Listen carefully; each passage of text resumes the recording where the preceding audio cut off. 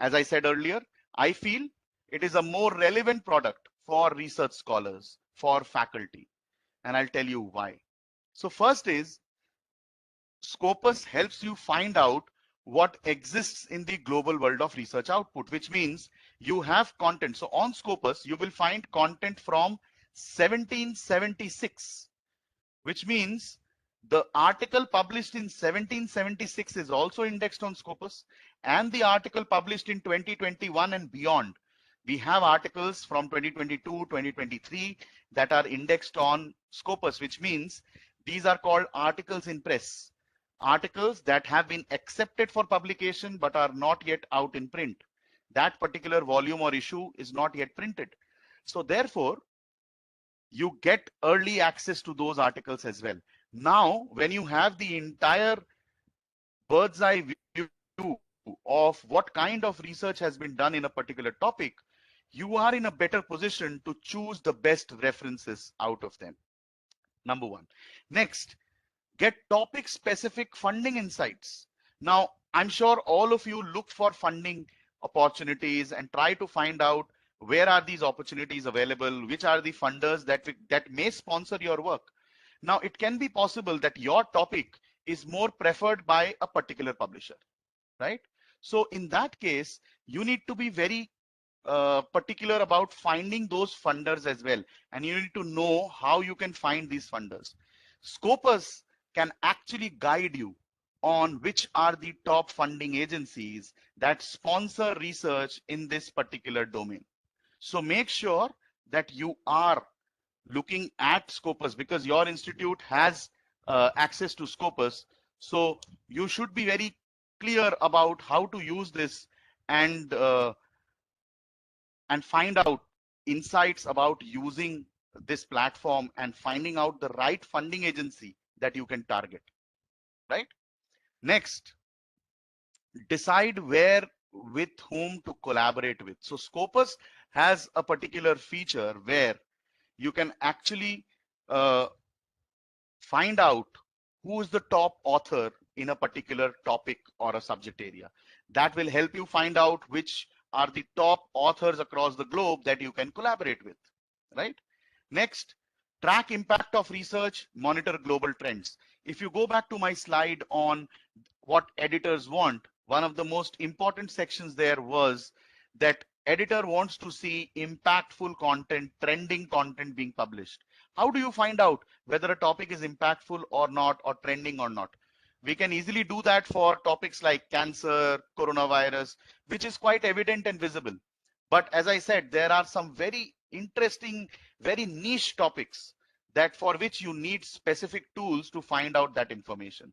So using Scopus, using a set of a few keywords, you can find out whether a research is trending or not, whether it is impactful or not.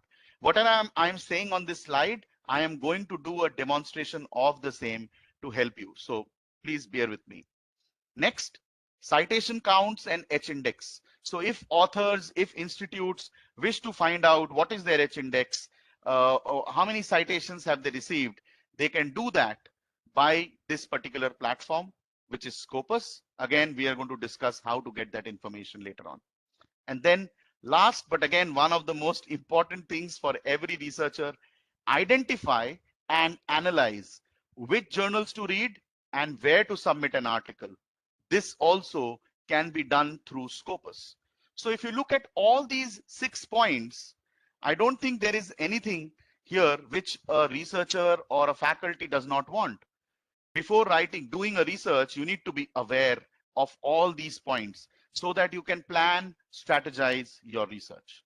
So therefore, Scopus is a very important tool to plan your research and to make sure you are strategizing, you are following the right research workflow, and you are writing articles with the right references, collaborating with the right people, targeting the right funding agency, and being updated about which are the best journals to read and submit your article in. All this can be done by just one search on Scopus. Now, before we go on the live platform, we need to have a very clear understanding about research metrics as well. what are the different kinds of research metrics that are available. So there are three kinds of metrics: journal, author, and article. So you need metrics to identify which is better, right? And some other things. But interestingly, not everything that counts can be counted, and not everything that can be counted counts. And which simply means that you cannot trust only one metric. You need to have an option of multiple metrics so as to clearly understand either a journal is good or not, an article or an author is doing better or not, right? So let us go through journal metrics first. Whenever we talk about quality of a journal, the first thing that comes to our mind is impact factor, because this is something which we have been using for a very long time. All of us know what is impact factor, and we want to look at good impact factor journals, publish in good impact factor journals. But what exactly is a good impact factor? How do you know? Because every subject area may have a different benchmarking of being good. Now, one or two impact factor may be a very good impact factor for a subject like mathematics, or for a subject like in the field of social sciences, but not very good when it comes to a medical journal or a chemistry journal, because in these fields you will find journals with very high impact factors as well. So how do you know which one, which is the benchmark, which are the good journals, etc.? So using impact factor, you can see the calculation of impact factor on your screen. It is calculated for 2 years or 5 years. But only impact factor will not be able to, will not do complete justice for your analysis, right? And there are a lot of reasons behind it. First, all journals do not have impact factor, including some very good upcoming journals. So there are some very good upcoming journals, and sometimes you wonder why they don't have impact factor, why they are not Scopus indexed, why they are not UGC indexed. The answer is every metric or every database has its own benchmark, and they need to qualify that benchmark before being given a particular rating. So it is quite clear that all journals do not have impact factor, including some very good upcoming journals. Then conference proceedings do not have impact factor. So how, especially people in the fields of computer science, which is one of the most prominent subject areas at MDU, I think all of you would agree with me that 80 to 90% of work done in computer science field is published as a in the form of a conference proceeding. So it is extremely important, especially for people in the field of computer science, to have an analysis of different kinds of conference proceedings so that they can then understand which one to trust more, which one to has more relevance, more acceptability. So that will give them a good idea. And then, as I said, impact factor is sometimes biased towards fast moving subject areas like chemistry, like physics, like medical science. But it is sometimes unfair to subject areas which receive lower number of citations, like most subject areas of humanities, social science, mathematics, etc. And the reason, why do I say this? So in the field of medicine, you will find journals having impact factor of 10, 20, 30, 40, 50, even more, and many such journals. But can you do the same? Can you find out a journal in the field of mathematics having an impact factor of 10, 20, 30? No. So therefore, it is very important to have different kinds of metrics that can have a look at the journals from different angles, so that a researcher like you, a faculty like you, can take the right decision on whether this journal is good for my work or not, right? So what are the alternative metrics that are available? The first alternative metric that is available is CiteScore. Now, CiteScore is freely available on the Scopus platform. Even if you do not have access to Scopus, you can still see the CiteScore values of journals. But as I said, because CiteScore is free. Now, CiteScore is based on three principles.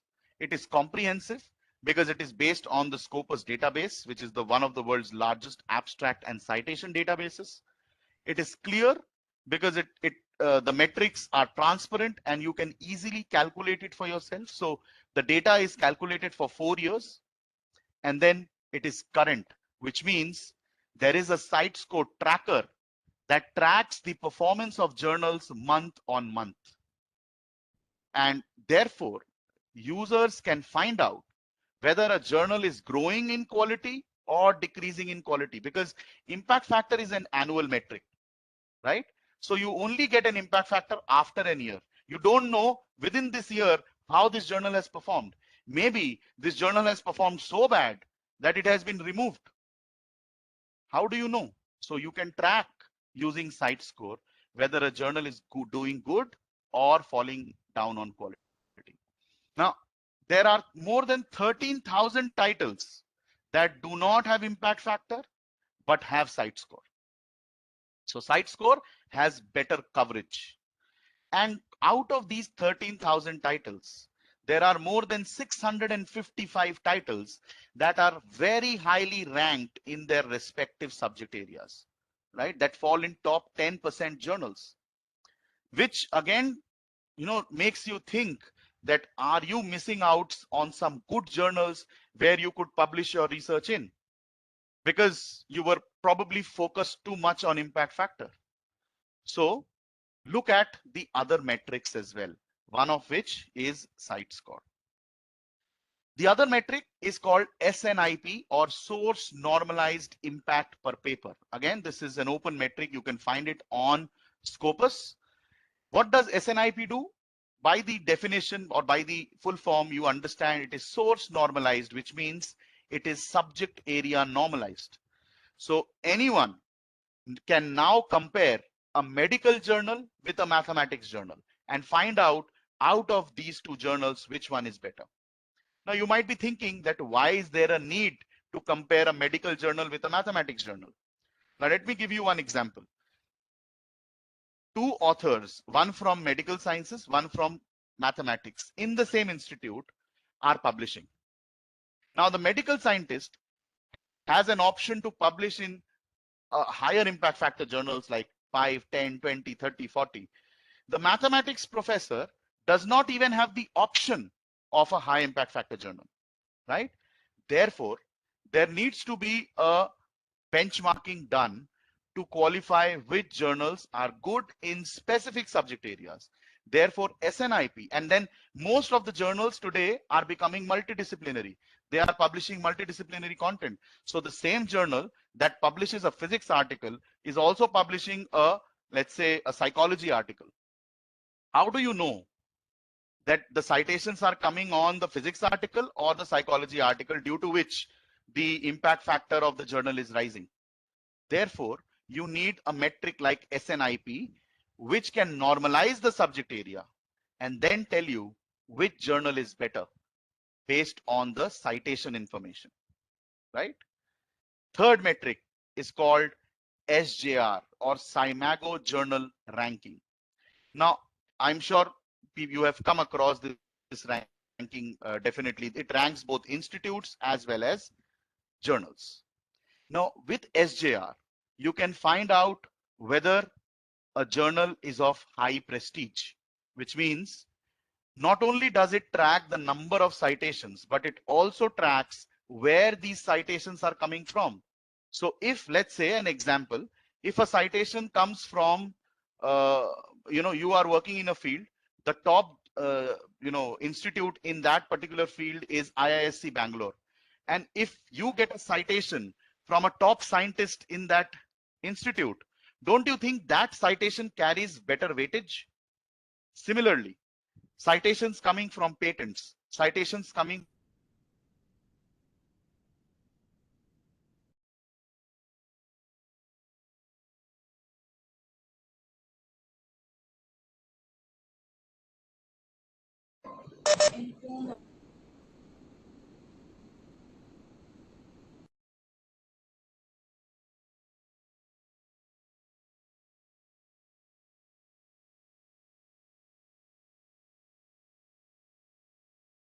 more than one metric always, right? Always use more than one metric. One metric alone will only give you a one-dimensional view. The more metrics you use, the more ways you can analyze a journal and find out which one is more relevant for your work. Now, you can use different combinations on case-to-case basis, but for that, you need to have a clear end in mind. And your selection should be partly based on your preferences, which are not related to metrics, and partly based on metrics, right? So it should be a good combination. There are few examples here. You can see this when you get access to the slides. And then every use case is specific for a particular metric. For example, if you want to measure prestige over popularity, look at SJR. If you want to get the latest measure, which is month on month, look at Sitescore Tracker. So that will help you find out which journals are doing well and where you can publish your research in. Now, choosing the right journals can involve different strategies, right? But what we have learned from our editors is that these are the 7 points. If you can make a pool of your journals that you are interested to publish in, and if you can get an answer to all these 7 questions, you can better choose your journal. So first is the manuscript right fit for the journal, which means you need to be very clear about the aims and scope of that journal and make sure you are following the boundaries within which the journal wants to publish. Number 2, are there any funder or institution mandates? So let's say you are publishing an article which has been funded by DBT, and under that funding it is very clearly mentioned that you need to publish your article in a Scopus Index journal.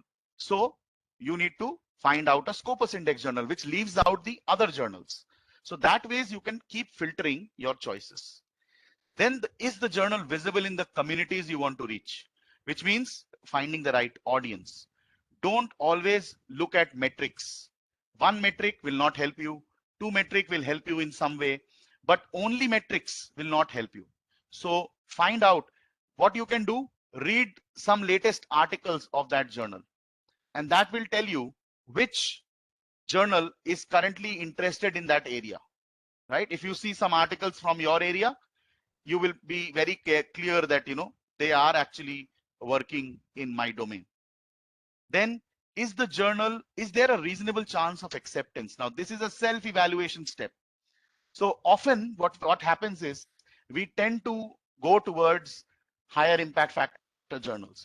We all have this ambition, but you should also know that these journals also have the highest rejection rates. As I said, 80 to 90% rejection rates. Now that doesn't mean that you should not try publishing in these journals. What I mean to say is that you should be very clear, you should be very confident that all these journals that you have chosen, where you want to publish in, you are following all instructions, you are aligning with all their requirements. Only then you will have a relevant chance of acceptance.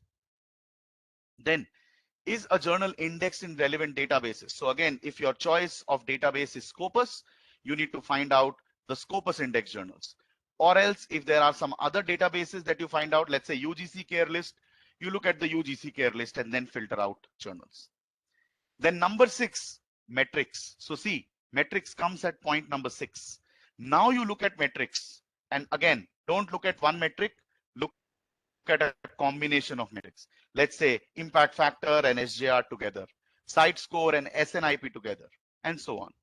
And then lastly, you need to ensure that the journal is reputable. It's not a fake journal. It's not a predatory journal, and it practices robust peer review. Now, this is an entire different session where you talk about fake journals, clone journals, predatory journals. But as researchers, it is your responsibility also to research on journals and find out whether they are following the right process or not.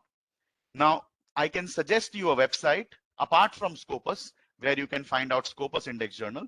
I can suggest you a website where you can go and validate your journal. It's a third-party website. It is called Think, Check, Submit. I repeat, it is called Think, Check, Submit. you can go to this website and you can further validate your journal selection, right? So it will give you a lot of insights on the journal, which will help you take the right decision. Now, finding journals, as I said, is not easy. Every publisher have their own journal finders. So this is Elsevier's journal finder that you can see on your screen. All you need to do, if you wish to publish in a Elsevier journal, you can go here, enter your paper title, abstract, keywords, and field of research. Once you do that, the system will recommend you some journals that are relevant to your research. And then it will also give you metrics. It will tell you the rate, the chance of acceptance, or it will also tell you the speed of acceptance, how many months does it take or how many weeks does it take to accept, etc.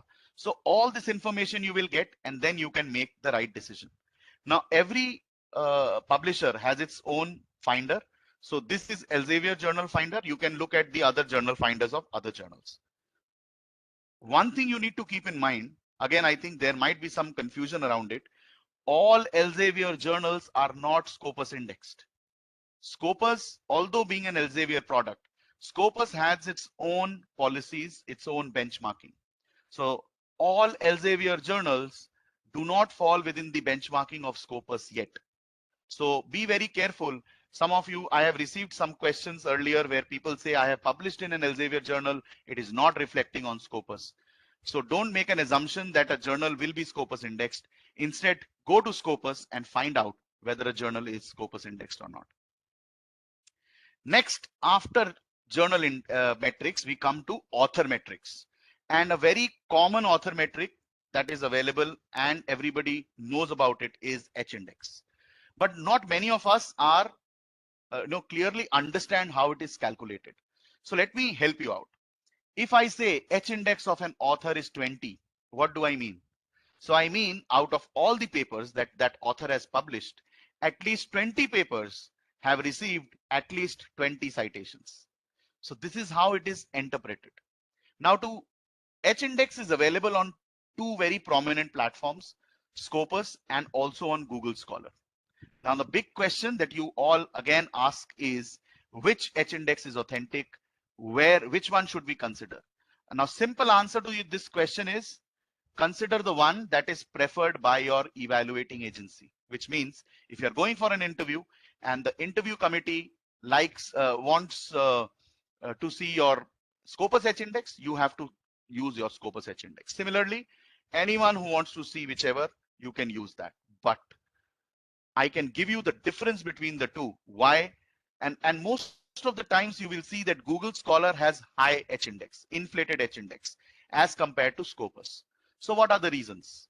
The first reason is Scopus only indexes 25,000 journals on an average, which follow the Scopus guidelines, which have cleared the Scopus benchmarks.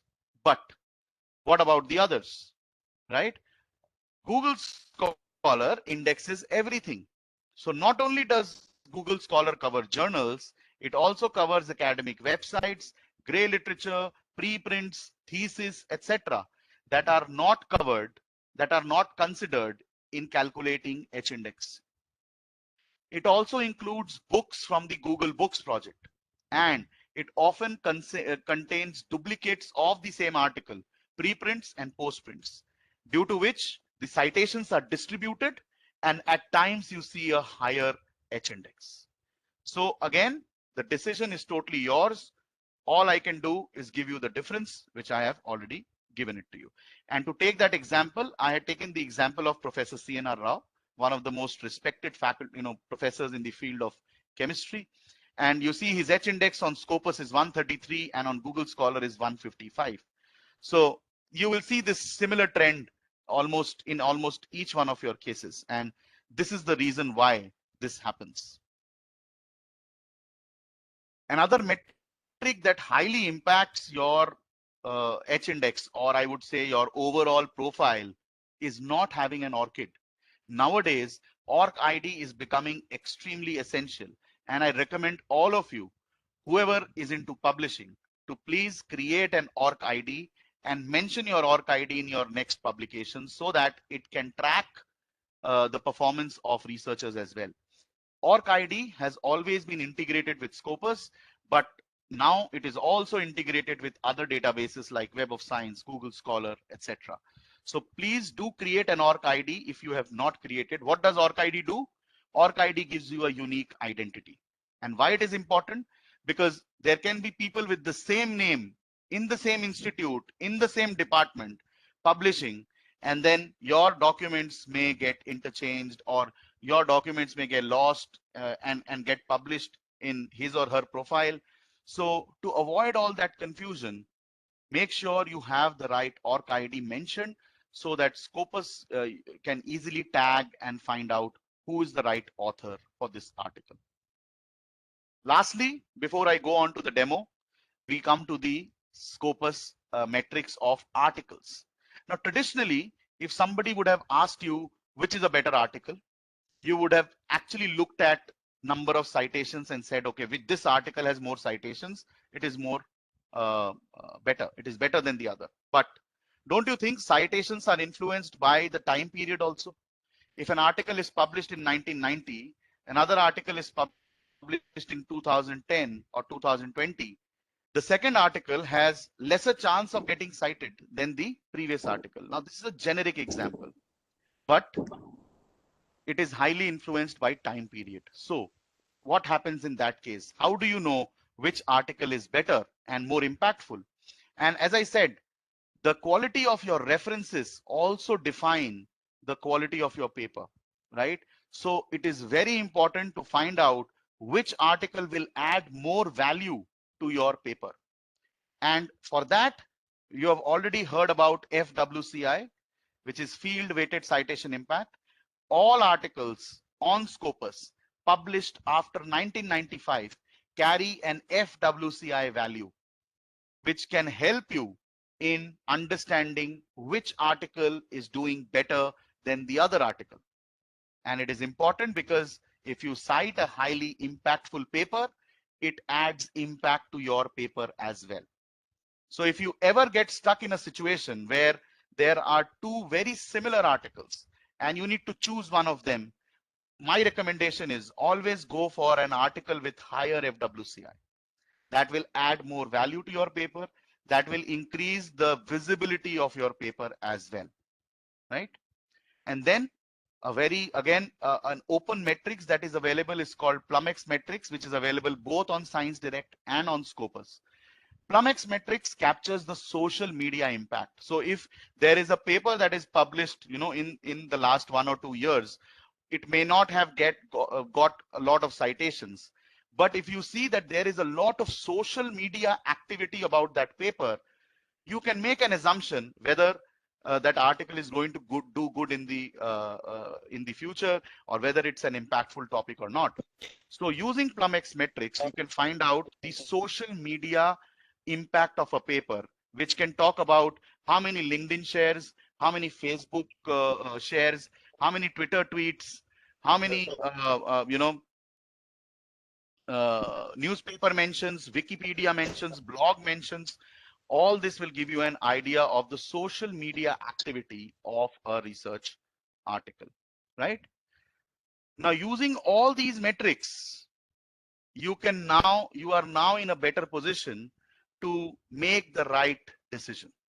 And Scopus, it's a tool that will assist you in making that decision. So it's a decision-making tool for researchers and faculty. How to use Scopus? I'm sure your institute already has access to Scopus. And if you are working from your institute, I think it's already integrated in the IT. If you're working remotely, the institute has arranged for remote access for you in your own different ways. You can use one of those remote access options and then access Scopus. Simply go on to www.scopus.com or go to your library website and find the resource that is available there. So let me now stop sharing the PPT, and I will now share my screen on the Scopus homepage. So on the Scopus homepage, so that you can see how to use Scopus. So give me 1 second. So, sir, if you can just confirm me, can you see my screen on the Scopus homepage? हाँ बिल्कुल आ रहा है. Yes. Thank you, sir. Thank you. So this is the Scopus homepage, and this is the page you will land up when you have access to Scopus, right? If you don't have access to Scopus, you will only get this feature called author search on your screen, and you can also click on these sources and find out where are the journals. Now, first, let us go and find out if you want to know whether a journal is Scopus indexed or not, or if you want to find out the quality of a journal, what are the site score, etc., SJR, SNIP. All you need to do is go on top, click on these sources. Okay, it will take you to the sources homepage. Okay, just give me 1 second. Let me re-log in into the system.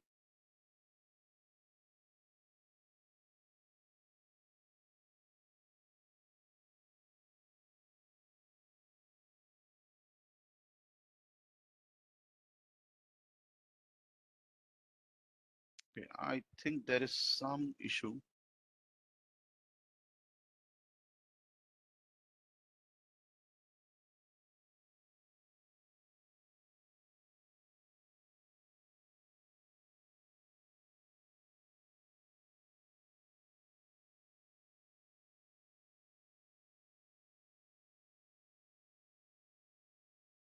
Yeah.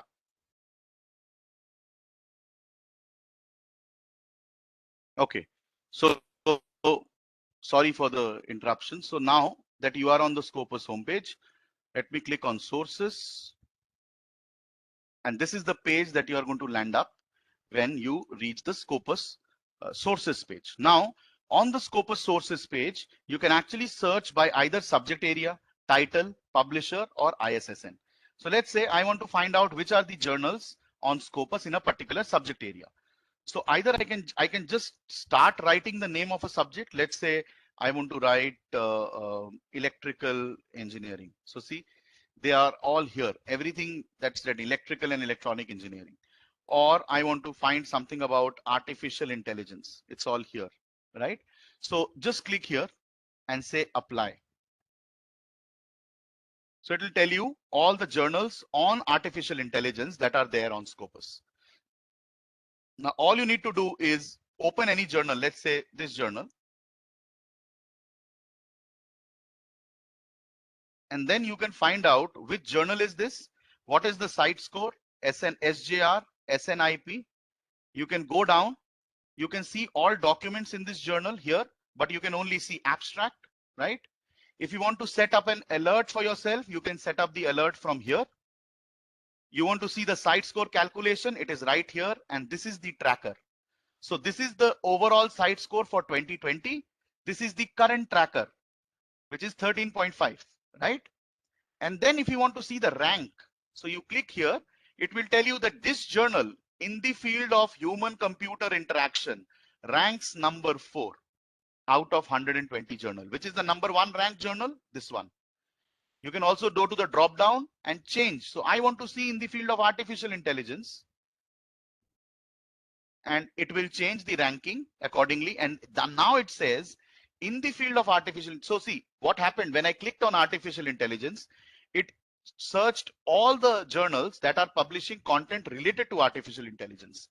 But if you go specifically into this criteria, it will tell you what is the rank of this journal in this particular category of artificial intelligence, which is number 11, which is the number 1 journal, this journal. So this is how you can actually find out journals related to your particular domain, related to your choice, and then make your, and see, it says Scopus coverage years, 1986 to present, which means that this journal is currently indexed, right? Also, if you go back to the sources list, there is a list that you can download from here. So you see this download Scopus source list. You can download the Scopus source list in an Excel format and keep it handy on your system. There is a filter of active, inactive journals in that. Only filter out the active journals. It will give you the latest active journals on Scopus. There is also a tab on discontinued titles. So you will also see which are the titles that have been discontinued from Scopus. which will make it easier for you to assess journals, whether they are indexed or not. Okay, moving on. Okay, another thing I would just like to clarify under the sources page. So let me quickly just do another search on the same topic, artificial intelligence. On Scopus, journals are categorized into 4 major categories: Q1, Q2, Q3, Q4. What are these? These are quartiles, quality quartiles. What happens is, if a journal falls in the Q1 category, it means that it is out of the top 25 journals, 25% journals on Scopus. Of course, a database will have, just like a classroom, right? The cutoff for every classroom to get an admission is 60%. So in that same classroom, you will have students that are scoring 90%, that are scoring 60, 70, 50. So not 50, 60. Right? So you have all the categories. Similarly, Scopus also has these categories, right? Where journals have been categorized in form of quartiles. Now on the left hand side, you can see these quartiles. So if you are only interested, so see, we always recommend that whenever you are choosing journals to publish, always try and publish in Q1, Q2 journals. They will give you the maximum value because these are the journals that have proven their quality and are of very high quality. When you are publishing in third quartile, take some caution. If you are in fourth quartile, take additional caution, because these fourth quartile journals are falling just on the edge. They are at the benchmark, which means that if they further fall down on quality, they have a good chance of getting removed. That is why the tracker, the site score tracker that gives you monthly performance is really important. If you do have to publish in a Q4 journal, make sure that you do a good analysis of the journal's month-on-month performance. That will tell you whether a journal is going up or going down. If it's going down, my recommendation, do not publish in that journal if it falls in Q4. So make sure that you are aware of these, and you can actually use these filters and find out which are the top journals in this particular domain, right? Okay. Moving on, I go back to the Scopus homepage. So this is one of the things that you can do on Scopus. Next, there are 3 kinds of searches here: affiliation, author, and documents. Let me start with affiliation. If I want to, let's say, search the profile of your institute, so I can just type here and I will get Maharishi Dayanand University, and it will give me the entire profile of your institute, and I can find out who's the top author, which is the most preferred journal, subject area, everything is available here, right? So whatever you could see on Nitin's slide, most of the data was from Scopus. So that is something which usually the management follows and look at the profile of their institute as well as any other institute that they want. So all institutes, so there are more than 12 million profiles you will find here, right? So you can just type the name of, let's say, University of Toronto, University of Tokyo, any university, and you will get their profile. Next tab is authors. So on authors, you can actually search either by name or by ORC ID. So as I said, ORC ID is unique. So just type in the ORC ID and you'll find it. Otherwise, if you're writing by name, just let me write my name first, and you will find how many different names of authors is available. So see, by searching my name, there are 112 authors, right? So which author are you looking for? Probably author from JSS College of Pharmacy. His name is Vishal Gupta, and you can actually look at his profile from here. If you exactly know the name of the university, on the left hand side you have filters, city, country. You can just make a filter accordingly, or you can initially write the name of the author along with the affiliation right here. You can add the affiliation here and you can write the name of the author. So this is how you can find authors on Scopus. And you can also look at author profiles. So if I click here and I want to see who is this author and how is he performing, I can simply open this link here. And this will open the profile of this author. So see, this is his ORC ID, which is tagged to Scopus, his Scopus ID. how many documents he's published, how many citations he's received, what is the H index of that author, everything is available. So remember, you get H index on Scopus, this is how. And also you will get a list of all the 105 documents that he has published, all the documents that have cited his work, that is also available. Any preprints, if they are, they will be indexed here. All his co-authors, all the topics that he is working on, and all his awarded grants. So this is still under beta phase. You will start getting some information around this later on, right? So this is something which is really important, and you can also see the entire author details about where this author has been publishing from. So in 2011-12, he published papers from Germany, from this institute, and they are also indexed. So this is all his research journey. You can see everything on a profile. Now, this is useful for researchers and faculty to find collaborators. This is also useful for the management to find potential faculty for the institute for hiring, right? That is also something that Scopus can help you with. Right, and then moving on to document search, and I think this is something which is extremely important and something which you are going to use on a daily basis. Now, using a few keywords, you can actually search a lot of documents on Scopus. So let's say I am a scientist working on artificial intelligence, and do you see that I have used inverted commas? Why have I used inverted commas? Because artificial intelligence are two separate words. If I just write artificial intelligence, the system is going to search both of them separately and give me a lot of data. But what I want is only words that come together, artificial intelligence. So that is why we use inverted commas. So again, a tip for you, whenever you are using a combination word, use inverted commas. Then you see here, there is a search field. So you can add and, or, and not. I'm sure all of you know how to use the Boolean operators. Let's say I use and. So now when I wrote artificial intelligence, I need to tell the system what this word is. This is what? This is a keyword. So I go to this drop down, I find out keywords here, and I choose this. Now, if here I write India, what do I choose here? Affiliation country. So I want to find out all the articles from in the field of artificial intelligence from India. So that is why I have chosen country. But if I want to use another keyword here, like big data, and now I can't use country, so I need to tell the system again, okay, this is also a keyword. So this is how you will create your search box on Scopus. And now you can do a search. So what I'm doing now, I'm searching all articles in the field of artificial intelligence and big data, which means each paper that will appear now will have both artificial intelligence and big data as keywords.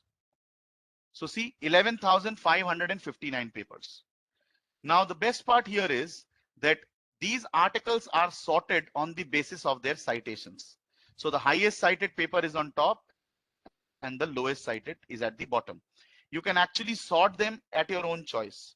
You can get the latest paper on top, you can get the oldest paper on top, or by author or relevance, whatever you feel like.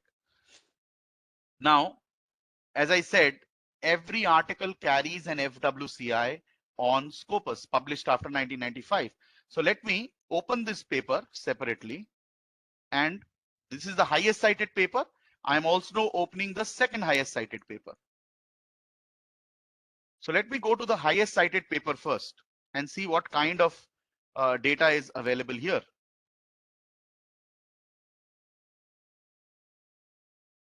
Right. So what did we see? Here you find out what type of article, journal, source, DOI. You click here, you get the PubMed ID, etc. Right? On the right hand side, you can see here the number of citations, the views count, etc. If I want to click here on view all metrics, it will tell me the other metrics as well. So what do you see here?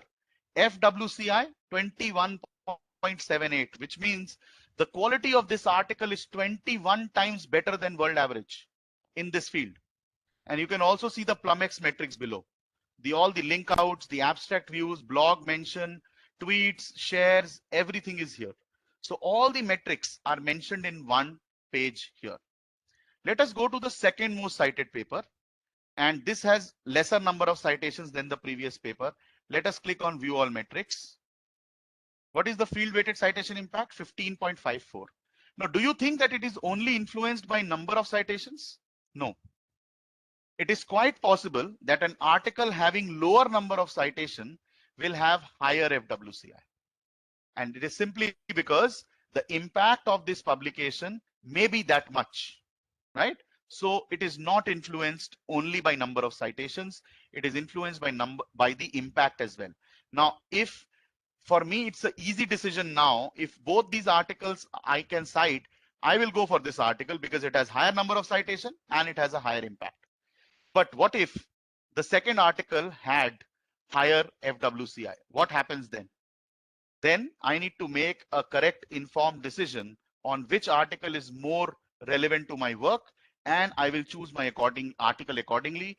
But my preference should always be the article with higher FWCI, right? So this is how you can view articles on Scopus. On the left hand side, you will find a lot of filters. You can use these filters to further narrow down your search. But the big question now is, I need articles with both these keywords. And if I give you all these articles as PDF, can you read them? If you can read them, can you make some sense out of it? Instead, if we can do some analysis, can you see this button here which says analyze search results? Once I have reached my search, if I click here, it will analyze all these data and now give you information that you were actually looking for. Remember, go back to my slide on the editorial process where the editor is looking for 10 things. You will find most of them here. So all you need to do, click on the articles and click on view analyze search results. So first thing what it does, it tells you what are the papers that have been published. First paper in the field of artificial intelligence and big data was published in 2000. And there are these two papers that you can actually look at also. Then research increased, and till 2020, we are at the peak of this research. We are not considering 2021 at the moment because we are not completed that year. But 2020, we are at the peak. And this graph is going up, which tells you that research is trending in this field. Your answer, first answer, is the topic trending? Yes, it is. It started trending here, and today we are at the peak of this research, which means the research is very trending. Next, which are the journals that I should read in this domain? So here is the list of, so when I clicked on sources, I get the list of all the journals that publish content that has both the words keyword artificial intelligence and big data. So I can now make a pool of these journals. These are the journals that publish the maximum content in this domain. Next, who's the top author? So top author is A. Mosavi. Remember, the editor wants you to cite top authors as well. So Amir Mosavi, who is this person? You can find out more of his details.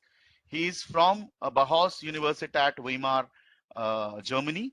This is his ORC ID. And you'll see most of the top authors, they have integrated their ORC IDs on their profiles. This is his research performance, right? And again, similarly, you find all other data that I have shown earlier. So again, it becomes easier for you to track an author and find out if he or she is more suited to collaborate with you or not. So this is a complete list of all the authors that publish in this domain. Next, by affiliation. So which institute publishes the most amount of content? Chinese Academy of Sciences. And mostly universities from China, because China has really focused a lot on artificial intelligence and big data. If you look at some institutes beyond China, you will find in India, Amity University is publishing the maximum amount of documents with 54 on this topic, and so on. There is National University of Singapore and other institutes across the globe. By country, as we can all understand, China, but also followed by US, and India is in third position when it comes to publishing documents in the field of artificial intelligence and big data. Now, if I want to only see these documents, I can only click on 877, open those documents, and then do a further analysis of these 877 documents. It will give me similar data like this, but in the Indian context, right? Then which type of articles are published? Mostly conference papers. So see, 60% articles are published in the form of conference paper. If I write any other topic apart from computer science, I will see 80% only research articles and conference papers very less. So it also depends on subject to subject, topic to topic. Then subject area. As we all know, we can predict maximum documents from computer science, engineering, etc. But there is a topic on business management as well. Now, what is the use of artificial intelligence and big data in business management? If you are interested to study that, please go to these 588 documents here, 568 documents, and then do an analysis. It will give you only data related to this field. So you can be very specific about your subject area, about your country, about anything. All you need to do is get a set of documents and then do an analysis. And then lastly, funding agency. Who is sponsoring research in this domain? So National Natural Science Foundation of China, maximum research has been funded. Then European Commission, and so on. So all these are the funding agencies that are sponsoring research in this domain, right? So this also you will get on Scopus. So as I said, you are getting data on who is doing what kind of research, who is sponsoring everything here on Scopus. Now, using all these features, you can actually come to a better decision on how to plan your research. Now, there was another section here which I came to where I was showing you which journals can you choose and how does Scopus helps you in finding journals. There is a small tab here which says compare sources and view CiteScore, SJR and SNIP. If I click here, it will take me to a portal where you can actually see, you can actually compare 10 journals at a time on a single window. Now, these are the top 5 which were selected from the list shown earlier. You can actually see how they are going on CiteScore year on year. Again, whether a journal is going up in quality, down in quality. Then you can look at SJR values as well, right? Which tells you prestige over popularity. SNIP, which normalizes the subject area because some of the journals may be from different multidisciplinary areas. And then it also tells you which journal publishes more number of articles in a year. Now, if these are the 5 journals that you have selected, your preference would always be to publish in a journal that publishes most amount of documents because it gives you higher probability of getting published. So again, helps you in decision making. And if you are writing a review article, click here. It will tell you out of which journals publish more review articles. If you're not able to understand, click here. It will turn to a table. And then you can find out of all these articles, what percentage is review articles. That will again help you in taking a decision if you are publishing in a review page, in a review article, I mean. Right. So I hope things are clear on how to find out articles and how to analyze. And then there is another thing here where Nitin was talking about SDG research, and we talked about how institutes can find out data or how an individual author can also find out data related to an SDG.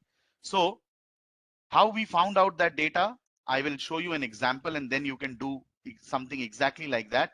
So let's say I click on this Maharishi Dayanand Institute, right? And I copy the affiliation ID. Right now, I go to the Scopus advanced Scopus search page, advanced document search, which is right here. And on the right hand side panel below, you will find a section which talks about UN Sustainable Development Goals. All the 16 goals have been listed here. And all the keywords related to the listed words have already been incorporated. So this exercise was done for THE rankings to look at impact, and then we have incorporated into Scopus as well. Now, if I want to see what kind of work your institute is doing in the field of no poverty, I just need to click here. and all the keywords suggested by UN for this particular SDG comes here. All I need to do is just add the affiliation ID of your institute here, and then I can do a search, and it tells me 2 documents have been published in the field of no poverty, right? So similarly, you can find out the data for any author. For author, use author ID. For any institute, use institute ID, and so on. So Scopus can now help you find or track your performance for SDGs as well. Now, this is what we learned about how to use Scopus. Now, there is also another tool that is subscribed by your institute, which is called Science Direct. Now, Scopus is for analysis or planning your research. Science Direct is for execution, where you can find out full text articles and download them. You can do a similar kind of search here, and I will show you how the inverted commas actually matter. So let me just type in artificial intelligence without any inverted commas, and I do a search. And it gives me how many results. Just keep looking at the left-hand side of your screen. It gives me 176,000 papers. Now, do you think all these articles are related to artificial intelligence? Not all, right? Because the system recognized this as 2 separate words. If I just use inverted commas on this word and keep looking at the number here, 1,47,000. So it has reduced 30,000 articles that were not of any use to you because they were not from this field. So make sure that you are using these small tips always on Science Direct to find out more data.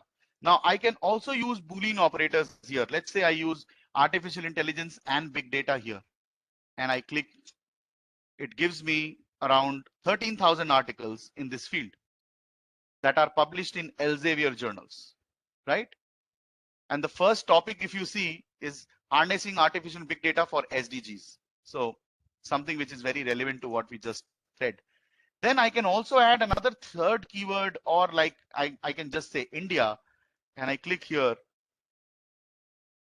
and it gives me 2,000 results. So this is how you can keep on adding any keyword and reducing the number of searches to find out the most relevant data. Okay, you can also use or. So let's say I use this word favor. Now this is, I think, the US spelling, and then there is FAVOR. Both the spellings are correct. So whenever you have a term that has 2 separate, that may have 2 separate spellings, use or. So that will actually give you more data in finding out so doing your search. So this is a quick tip on where you can use or, right? Now, if you look at these articles, you will see this small dot, green dot saying full text access. If you have access to that article, you will see this. If you don't have access, you will see get access. And if the article is open access, you will see something like orange option saying open access. So you can just download that. So to download, you can either, if you want to read the abstract, you don't need to download the paper. You can just click here and it will open the abstract for you. So without downloading a paper, you can read the abstract so that you can only download the most relevant content for your work. Now that you have done, you can click here and download, or you can click on multiple documents and then download it from here. So you can choose and download up to 25 articles together, right? So this is how you can actually do a lot of search on the Science Direct platform. Let me open an article for you also so that you get a feel of how an article looks like. So this is the entire outline of this particular article, right? If I want to see the conclusion, I can directly skip to the conclusion directly from here, right? And all the bibliography is mentioned here, right? If I go back to the top, if I want to look at any figure, that figure is mentioned here. So it is easy access to your paper from anywhere you want to go. The DOI is mentioned. If you want to add this article directly to Mendeley, you can add it from here. We'll come to Mendeley in a while. And then you can see the Plumex metrics here. As I said, all the Plumex metrics are mentioned here. There are some recommendations also. So on the right hand side, you can see the recommended titles, which will tell you which are the titles that are very close to this topic. So you can download them as well. And of course, you can also go, there is a link for the journal as well. So you can go to the journal homepage and find out more details about the journal. For example, for this journal, we have the site score, the impact factor right here. What are the different articles and issues about this journal, who's on the editorial board, the aims and scope, abstract indexing, and if you want to publish your article, all the links are available right here. If you want to search anything within this journal, there is an option, a search box here as well. So lot of option, very intuitive platform. You can actually get lot of information when you are on this particular page. Right? Now there is an interesting feature on this platform, which you will all find very informative. So I know at times what happens is that you are stuck and you need information about a word. So you usually go to Google or consult a dictionary or a thesaurus. We have that right here, everything from book contents that you can get. So there is, if you go to the bottom of your screen, there is a link called browse by topic. All you need to do is you click here. It will take you to topic pages on Science Direct. Now, all you need to do is search for a particular topic. You know, it could be anything. It could be, let me take a very basic one, artificial intelligence, right? And you can actually look for artificial intelligence in a particular domain.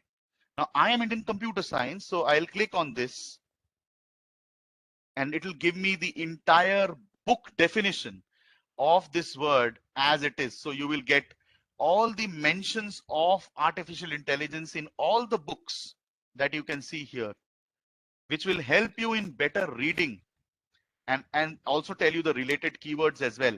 So basically, this page will give you all details about a particular topic, references from a book, which will help you in making the right decision and reading more about a particular topic, right? So this is, I think, almost everything that you need to know about Science Direct as well. It's pretty simple. Just use the right keywords, use the right Boolean operators, and you are good to go, right? The third topic for today, sir, do you want to take a break or should I continue? Continue कर लेते हैं गुप्ता जी हैं? No problem, sir. जी जी ठीक है. So the third topic today is on Mendeley, right? And which is a reference manager, right? So today's third topic that I'm going to cover is Mendeley. Now, Mendeley is a tool that is used as a reference manager and can also be used as a collaboration tool, right? So mainly Mendeley is used for making for referencing content and creating bibliographies automatically.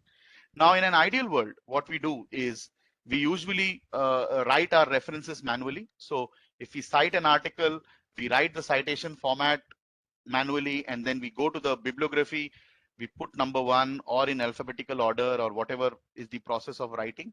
But Mendeley will actually make the life easier for you. Now, researchers, they have a lot to do, and especially when it comes to submitting articles or writing articles, they are faced with questions like, which citation style do I use? How do I manage my academic network? How do I write my bibliography manually? If I need to submit my article to another journal that uses a different kind of a style, do I need to write my entire bibliography again? So these questions can be easily answered by using Mendeley. My first thing is Mendeley is completely free of cost. So anyone can go to Mendeley and download it and start using. Today, I'm going to show you a quick demo on how to use Mendeley for different purposes. So as I said, Mendeley is basically a tool that will help you in creating and managing bibliographies and doing collaborations as well. How to use Mendeley? Simply go to www.mendeley.com, create a free account. If you already have a Science Director or Scopus account, use the same credentials. It will create a sort of a chain here, and it will be integrated with each other. All the three platforms will be integrated, right? So let us quickly go through some of the steps on how to download Mendeley. So I've tried to make it easy for you. Go to www.mendeley.com, click on create a free account, enter your email ID. So you can enter your institutional or your personal ID as per your choice. Register yourself with your name, family name. So given name means first name, family name means surname. So so Vishal Gupta first name will be Vishal, second name will be Gupta. You know, at times I see a lot of people doing this incorrectly. Then create a password and register. Now Mendeley has two versions. So one is the web version, where you will go to www.mendeley.com and you can access the web version, and then there is a software for that. So this software can be downloaded and it can be used even when you are offline, right? Where can you download this software from? So if you can see my screen, on top right hand side corner, there is a link which says download. And when you click on this download link, you can download it either for your Windows platform or your Mac. And also for Windows, it has both 64 and 32-bit versions. So you can download that particular software. Once you have downloaded the software, there will be a shortcut on your desktop. And when you click on this shortcut, it will open the Mendeley desktop app. Now, when you open Mendeley for the first time, it will not look like this. Of course, it will be empty. You need to fill it up. And before you do that, let's say you are using EndNote or a different reference manager and you want to shift to Mendeley. You can easily do that by following these steps. So you can see these steps here. Open EndNote, click File, Export, choose as XML format, save it on the desktop, and then drag and drop that XML file on Mendeley, and everything from EndNote will be copied to Mendeley. So that is how easy it is to move your library from EndNote to Mendeley. And then there are some other, all the other mentions from where you can import your data from. So it is mentioned under File, under Add Folder, or Add Import, this particular option, and you can find other options right here, right? Now using the app, you need to how to add documents to the app. Just drag and drop and the articles will be added. You can also use the icons here, add file, add folder, and you can add the documents on Mendeley. Now there are two important things that you need to install before you can start using the full functionality of Mendeley, which is install Web Importer and install MS Word plugin. So both of them should be installed on your system, right? So now let's go to the live platform and see how you can actually use Mendeley. So when I open the Mendeley software, it looks something like this. So all these articles that you see are the articles that I have downloaded, either imported from online or I have dragged and dropped it here. You can also create folders on Mendeley from the left hand side, create folder, and add as many folders as you want. And then you can assign each article to every folder. An easy way of doing it is, before you add any article, let's say there is a folder on your desktop which is named Project 1. You want to copy that entire folder to Mendeley, and you want to maintain the identity of the folder as well. So what you do, you go to here, you create folder, name it at Project 1, and then drag and drop that folder here. So what it will ensure that all your articles are saved in this folder, right? So easy way to manage your articles. Now, once you have created all these folders, whichever folder I go to will have the articles specific to that folder. But if I click here, it will show me all the articles irrespective of the folder. So here now I can do a better analysis of how good is my library, which is the latest, earliest article that I have from 1823, which is the latest article that I have from 2021, right? When was the last time I added my document on August 12th? So these are the sort of data that you can get when you have everything in one window. So then on the left hand side, you will also see groups. So these are groups that will help you in collaboration. So you can create groups and add people to groups. Each group can accommodate up to 25 participants, and each individual can make up to 5 groups. So if I am one of the users, I can make 5 groups and I can add 25 people in each group. So if I am doing some research with my collaborator who is in Germany and one collaborator who is in India, in some other state, I can make a group of all 3 of us. And what is the advantage? I can share full text article within that group. So all I need to do is, let's say I want to share this article, I will just drag and drop this article to this group. And this, all the members of that group will immediately get a notification that so and so person has shared a file in the group, right? Now what happens when you open a file? Let me open a file for you. Okay, let's say I open this file. Now when I open this file and I go back to the top, what do you see here?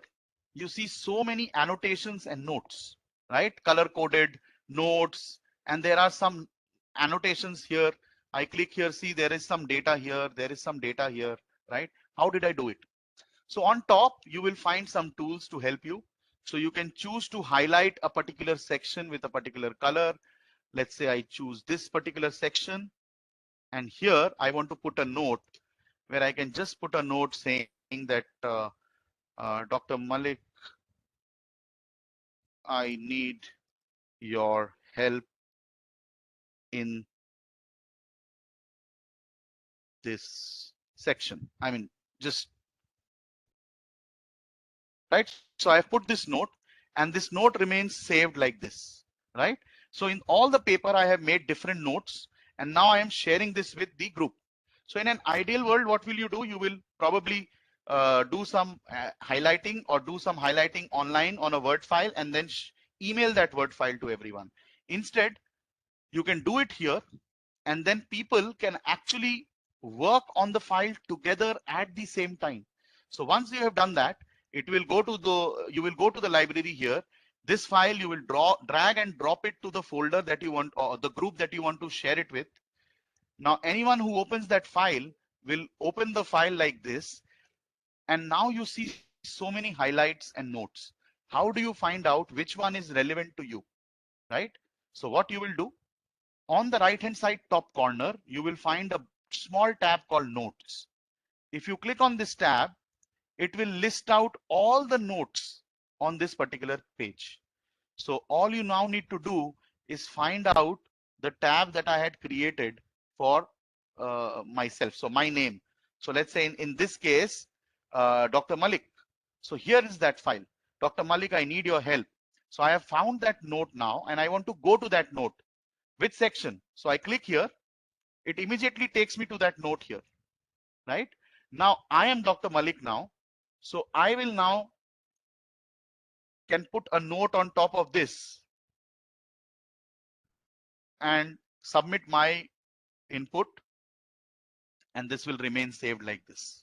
Now I can share this file back to the group and everybody can access and see my notes as well. So basically, people can keep working on the file and create notes as and when they work on it. So this helps in collaboration, lot of help in collaboration, especially in these trying times when we are not together, we are not working together face to face. Okay, so this is one of the uses of Mendeley. The second use of Mendeley comes when you start using a Word file to cite research articles. Now I told you that Mendeley, to use Mendeley, you need to download 2 things. So under tools, you have Web Importer and MS Word plugin. Now what is the use of Web Importer? When you install Web Importer, where can you find it? So you can find it right here on the top right hand side corner of my screen, a small icon with Mendeley. This is particularly useful when you want to import articles from a different platform. Let's say you are on Science Direct, okay? But you can be on any portal. You can be on PubMed, you can be on IEEE, you can be on Springer. So I'm just giving you an example. Let's say on this particular page, you find out some articles, and now from this page, you want to move some articles to Mendeley. How can you do that? Directly. So you can just click here on this tab. I think there is some note. Yeah. So you can click on this tab. The system will ask for sign in for the first time. You sign in using your Mendeley credentials. Once you do that, the system will list out all the PDFs or all the files, not PDFs, all the files that are there on this page in this particular window. And from this window now, you can easily transfer all the articles directly to Mendeley without the need to download them. They will be downloaded directly on Mendeley. So you see here, it is checking for PDF. So it will check your system's access. If you have access to that document, PDF access, you will have the option to move the PDF also. But if you don't have access, but you still want to copy the bibliometric information, which will be used to cite, you can do that by using the web importer. So now I can choose, let's say this article, I want to move to Mendeley. So I just click on this and I say add. So it will immediately add the file and it will tell me, see, PDF and references both have been added. Now, when I go back to my Mendeley software, where can I find this? So I need to first sync my platform. So one important piece of information, all data on Mendeley is stored on a cloud. So everyone has a space of 2 GB, and in that cloud, every data is synced. Now, when you transferred that article from Science Direct to Mendeley, it went to the cloud, and from the cloud now you want to bring it to the software. So you click on sync, the system will start the syncing process, and you will see the sync progress right at the bottom of your screen. And you will see that recently added article. So it says there is some problem, just ignore. So once that sync has been complete, you will see that article here under recently added article. So they see that article is right here. This is the article that I just added. Similarly, you will see other articles also being added here. Now from this page, you can move this article to any folder that you want. So again, helping you analyze your document better. Right? So now I am on the Word file. I have collected all my references on Mendeley, and now I am ready to write my article. So what I do, let's say I continue writing, and now I want to add a citation right here where my screen is, where my cursor is. So what I will do, I will use the Mendeley referencing option. So under references, you will find Mendeley Cite-O-Matic, right? And just follow the instructions in the Cite-O-Matic. Your cursor is here.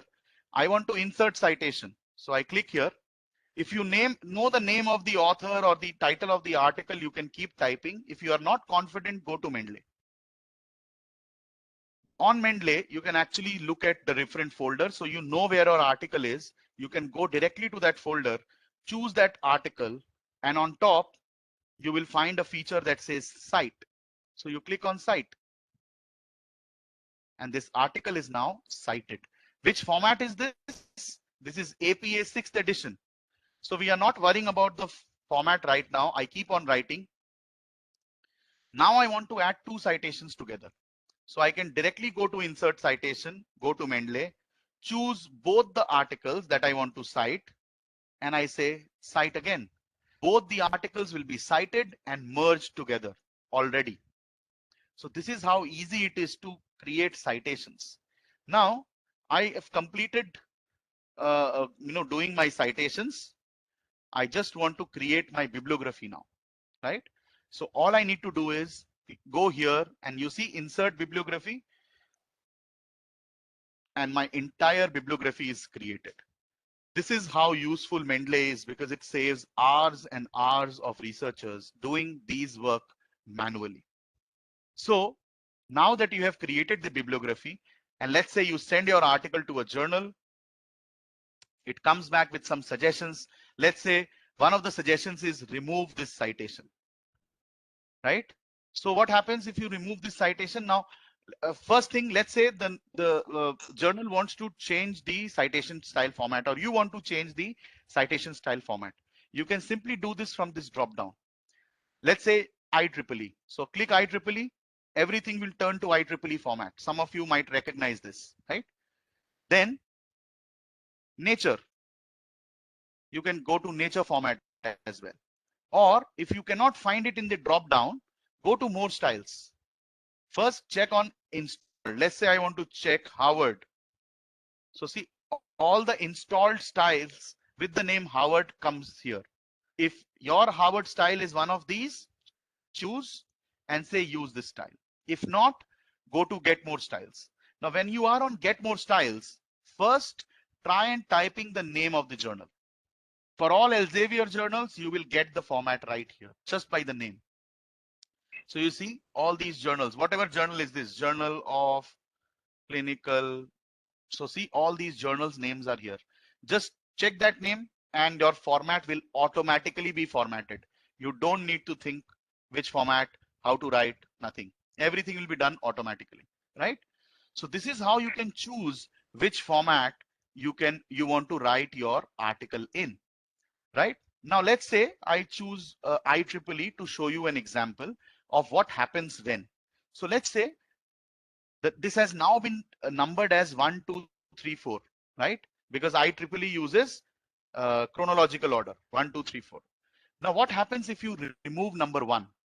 2 becomes 1, 3 becomes 2. And similarly here, here as well.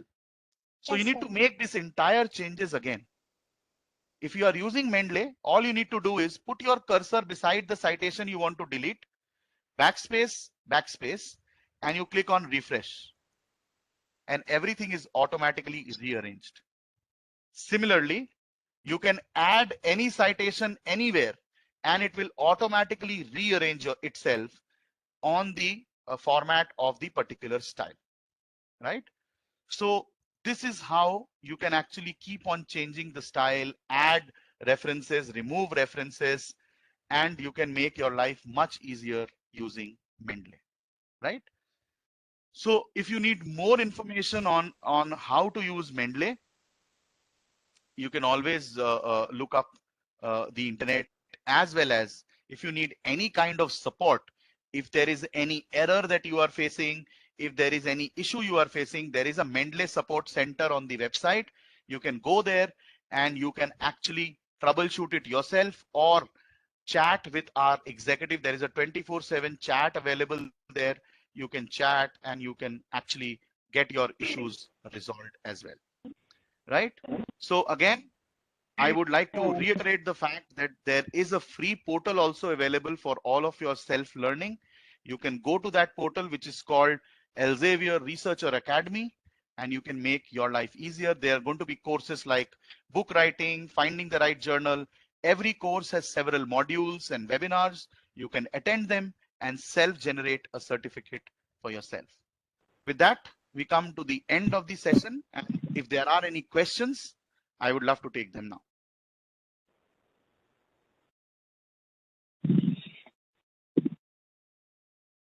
Excuse me, sir. Yes, sir. Sir, thank you so much for your insightful session. I have two questions. One is related to Scopus and second related to Mendeley. So Sure. coming to first question, suppose I get to know about any journal on Google Scholar, and I went to that website and it says that it is indexed in Scopus. So now I want to check that whether it is really indexed in Scopus. So one way is for me is that to extract the Excel file that is document source list from Scopus and then check by name. But suppose I don't want to go this way, and is there any provision on Scopus website where I can just exactly paste the name of that journal and it show me whether it is there or not? Is there any provision on website? See, there is a provision on the website as well, but to do a double check, it is always recommended that you download the Excel sheet. So let me show you an example. Can you see my screen on the Scopus page? Yes, sir. Okay.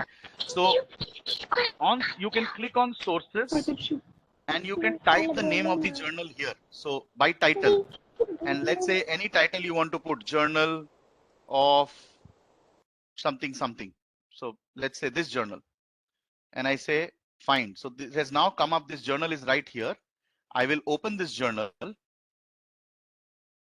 and it will tell me the coverage areas, coverage years. So see, it says 2003 to present. Okay. So this can Right, now sir. tell you because it has now been updated. So this is one of the ways, but I would always recommend to everyone that you should have the Excel file with you because it tells you the recently discontinued titles as well, right? So make sure, usually this is updated. So if it is discontinued in 2020, you will see to 2020 only. Okay. But Okay, again, sir. a cross check with the Excel file with active and inactive filters is essential, and you should do that, right? So I hope that answers your first question. Yes, sir. Thank What you, is sir. your Sir, second my question? second question is related to Mendeley. Okay. I'm working on synopsis. So, let's say I choose some lines from any paper and I cite them through Mendeley, right? Mhm. And then on next day I cite another paper which let's say it is website or any book. So Okay. Mendeley don't I believe that Mendeley do not cite book or any website. So I have to cite It them does. manually. It does. It does. It does. So whenever you are bringing references to Mendeley, it identifies what it is. So can you see on top here, right hand side top? This is a journal article. It recognizes this as a Yes, sir. journal article. If I click here, this is a journal article, journal article. If there is any book that is available, let me see if there is any book. So if there is a book, it will say that this is a book. Mostly I have copied, these are for demo purpose. So I have copied mostly articles, not books. But if you copy a book, if you save a book reference, see, this is a patent. See, so I have just used this as an example, but you can actually find out. So if I go to this drop down, see, all these type of articles are covered. Can you see? Bill, book, section, case, film, generic, hearing, report, thesis. So if it's a thesis, it'll read that this is a thesis. Let's say this is your article and you see that this is wrongly tabbed. This is not an article. Sometimes you will find some errors on Mendeley as well. And you see that this is not an article, this is a thesis. So you can just go here and manually change it to thesis. So now when it cites, it will cite in the format of the thesis or in the format of the book. Now your next question is website. How do you cite a website? So let's say I want to cite this website right here. Okay, this example is okay, Mohit? Yes, sir. Yeah. Yes, sir. Yes, sir. So you want to cite this website and you are right there on that website. All you need to do is click on this web importer. Okay, it will open a side window, and at the bottom of this window you will find the site. See, this is the website information. So you can click here, add, and then it will appear in recently added, and then it will be cited as a website. So it tells Okay, sir. accessed on which date as well, right? Right, Does it sir. solve your second question? Yes, sir. It's all partly. Uh, uh, so the extension of the question is that uh, suppose in any condition we have to cite some resource manually. Now Hmm. on the next day, if I cite another paper through Mendeley and I press the refresh button on Word file, so at that time it removes my all previous manual citation, and so I face this Right. problem. It I'll removes tell you all why. the, I yeah. I'll tell you why. If you want to do Yes, any manual work, that I have yes, sir. currently, it's a Mendeley file. See, I click here. I cannot make any changes here because it is made directly from Mendeley. If you want an editable file, you should export this out without Mendeley fields. So first complete all your work using Mendeley, then do any manual change. That is number one recommendation. Let's say you want to keep it Mendeley associated and you want to add a file manually. That option is also here. What you can do, you can make a blank PDF. Okay. So listen very carefully. You can make a blank PDF. You can put that blank PDF here on Mendeley, just add it. And then when you click on that blank PDF, on the right hand side, you can make all changes here. Instead of writing everything manually, or just write the details here manually. Okay, the issue number, volume number, page number, journal name, just write it here and then cite that article for your own purpose. That will cite it exactly as if it is citing an original article. So this is a manual thing that you can do on Mendeley, which will really help you. Does this solve the other part? Yes, sir. Sir, what do you mean by blank PDF? What exactly that mean?